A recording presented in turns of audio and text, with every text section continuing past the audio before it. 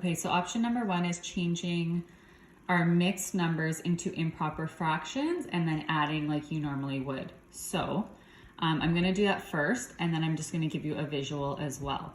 So if you remember from grade 6 and the previous videos that were posted, 4 times 2 is 8, plus 1 is 9. And the denominator always stays the same, so 9/4. Plus, we go here, denominator times whole number, so 3 times 2 is 6, plus 2 is 8 over 3. Denominator stays the same. So now we have 9/4 plus 8/3. In order to add, we always have to have a common denominator. So in this case, if I'm looking at my number 4 and 3 and finding my multiples, so off the top of my head, I know that it's going to be 12. One of the strategies that was posted was to multiply your denominators together. To find the least common multiple number, you could use this strategy as well. So 3 times 1 is 3, 3 times 2 is 6, 3 times 3 is 9, 3 times 4 is 12, and you would keep going. And then the multiples of 4, 4 times 1 is 4, 4 times 2 is 8, 4 times 3 is 12, 4 times 4 is 16. And I'm gonna stop there because I can see that my lowest common multiple is 12. Okay, so just to kind of remind you if you have higher numbers there. So I'm going to change my denominator to 12. And then all I'm doing is the exact same thing as you were previously taught. So in order to get this to 12, I had to multiply by 3, which means my numerator is also going to be multiplied by 3. So 27/12. In order to get that to 12, I had to multiply by 4, so I'm doing the same to my numerator. Now that I have 27/12 plus 32/12, all I'm going to do is add my numerators together and leave the denominator the same. So 27 plus 32 is 59/12. Okay. Remember that you cannot leave your answer as an improper fraction. It has to be changed into a mixed fraction. So what I'm going to do is I'm going to think to myself, how many times can I multiply 12 closest to 59 without going over? So 12 times 1 is 12, 12 times 2, 12 times 3, 12 times 4 is 48, 12 times 5 is 60. So I have to stop at 4. 12 times 4 is 48. How many do I have left over? I have 11, and my denominator stays the same. So my answer is 4 and 11/12. If I look at the visual, so I have my picture here. This is representing my 2/4. So this is my whole.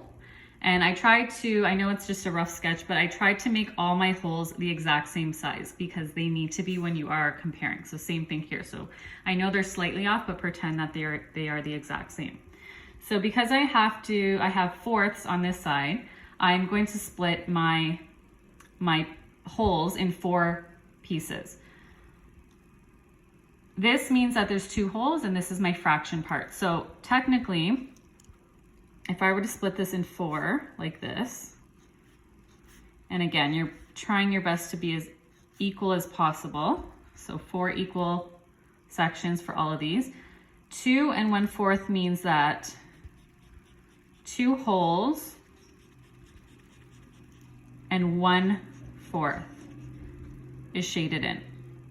On this side, I have thirds as my denominator. So what that means is my holes are going to be cut into 3 equal parts.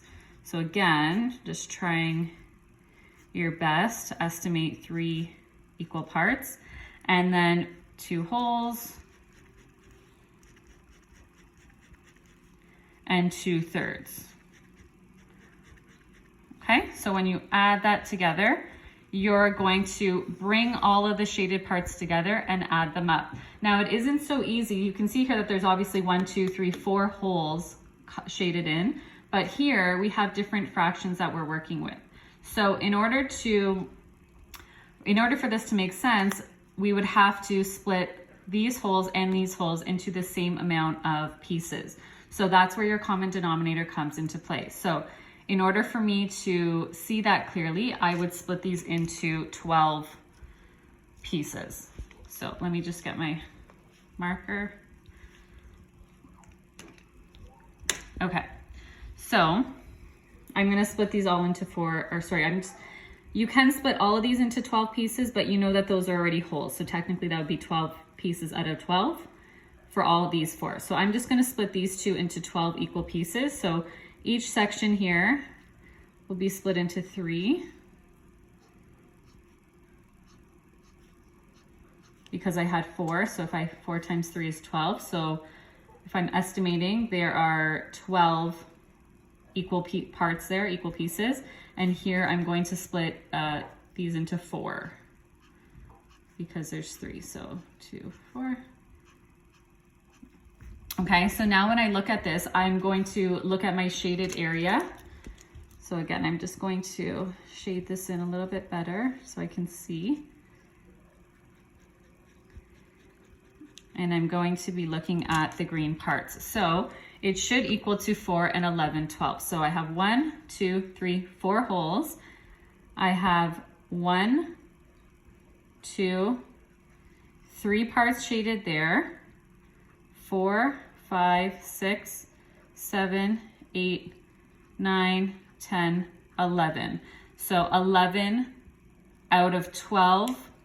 So my 11 12ths. So that's how I got that there, just to kind of give you a visual. I know it's a little bit hard to see with the shading, and we don't really have manipulatives that we're working with at home, but if you needed to draw it out, or if you're asked to show a model, that would be one way to do it. Okay, obviously this way is probably more efficient, but if you need a visual, you can always draw out your fractions to help you visualize.